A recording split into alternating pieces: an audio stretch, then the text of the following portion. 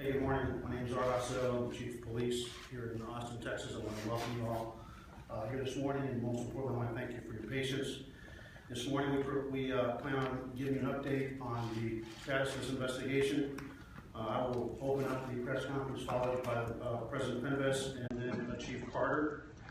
But first and foremost, I want to express my condolences to Haruka's family. I have spoken with the family, her mother and father.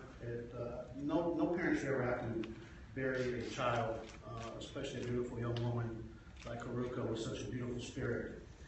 But what we promised them early on as a community, the University of Texas, the University of Texas Police Department, the Austin Police Department, the Department of Public Safety, is that we would leave no stone unturned to provide them with the justice they so richly deserve. This morning we're going to talk about delivering just that. As you all know, Haruka Weiser, date of birth 6/20/1997, was taken from us. First and foremost, the reason that this case has been cracked is because we in the city of Austin, which is the fastest growing city in the country with a very lean police department, are blessed to work and serve a community that is engaged, involved, and willing to stand up for their neighbors, to cooperate with the police department, and are willing to be part of the solution and not part of the problem. So I want to thank the people of Austin for all the tips that have come in that really made this case break so early on. Around 4 p.m. yesterday, Austin Fire Department Station 3 reported that their firefighters on 4/4/16 responded, which was Monday, to the 2900 block of Medical Arts Street, which is near here, for a trash fire. Fortunately for us, the University of Texas, which is one of the safest universities, as you know, this campus has not had a homicide on this campus since 1966. That is a tremendous long period of time, and I think it's a record of safety that has come somewhat like the city of Austin and envy that we can all be envious of. When we released that videotape that this university provided us, because they've invested in a very robust security system with many cameras around this campus and in the community surrounding the campus, the firefighters realized that on Monday they responded to a call at that location, and that the individual they were seeing on that video strongly resembled the suspect that we were looking for. Fire Station 3 in the Austin Fire Department, thanks to their vigilance, reported their observations to the police department, and our homicide division immediately went to work on this case and on the suspect. The other person that was really key in this, the other tip that was really key in this, was a female that we will not identify today, but we will identify later, member of our community that actually called in the fire. And once again, here's a woman that called in that fire Monday. Then after the video provided by the University of Texas was released, connected the dots, and immediately also called in the tip saying that resembles the young man that started a fire on Monday. So later on we will identify her, but she was key as well. As a result of this, we've identified a suspect named Mikhail is the way he pronounces it, spelled M as in Mary, EECHAIEL.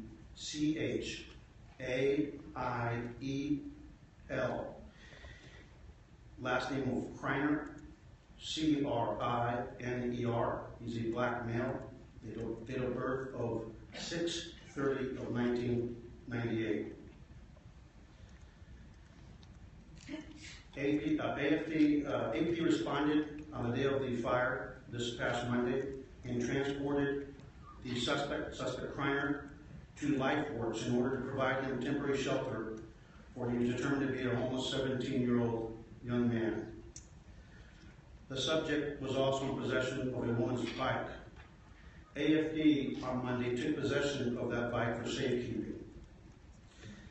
As soon as AFD called us, APD homicide detectives reviewed the in-car video from the police department in-car camera and realized that the suspect was wearing similar pants and shoes and fit the general physical description of the suspect.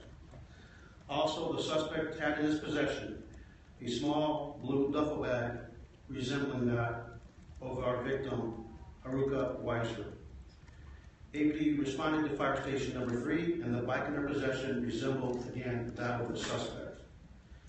APD also responded to the fire scene and located the trash container, which contained several items which we believe to belong to our victim. APD then responded to the suspect location, last known location at LifeWorks, and we were able to detain him for tampering with evidence and question him regarding this incident. Mikhail Kreiner has been booked into the Travis County Jail for a charge of murder, which is a first-degree felony.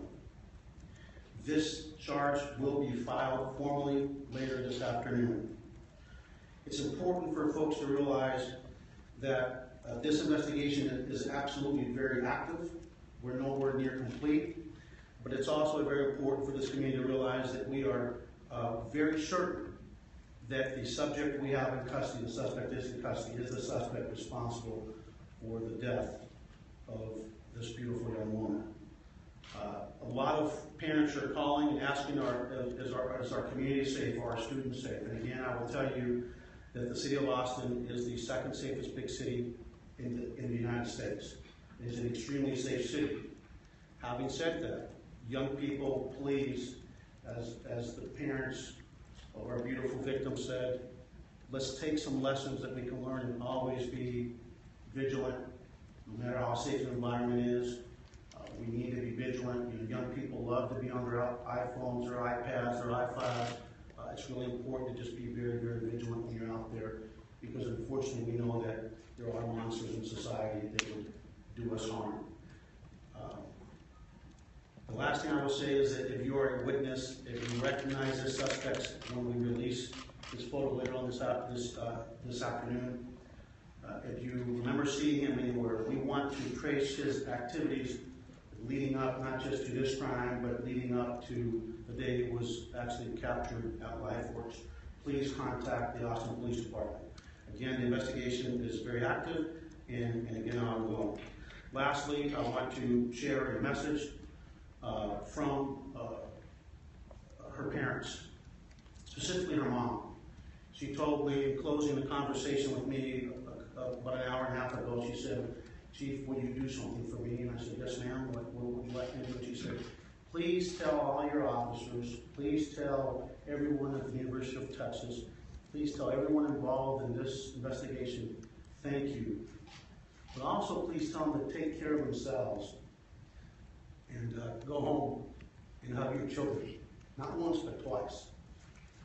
So I didn't get the privilege of meeting this young woman, but I want to say that having spoken to their mother, that whoever she touched, it was a blessing. And I'm just glad and thankful that we're going to bring justice to that family and that we're going to restore the sense of safety that this campus and this community has always enjoyed. And I look forward to, in her honor, continuing to work with you, Mr. President, to keep the University of Texas one of the safest in the nation as is our city. And before I open it to questions, I will now call up to President Fennis.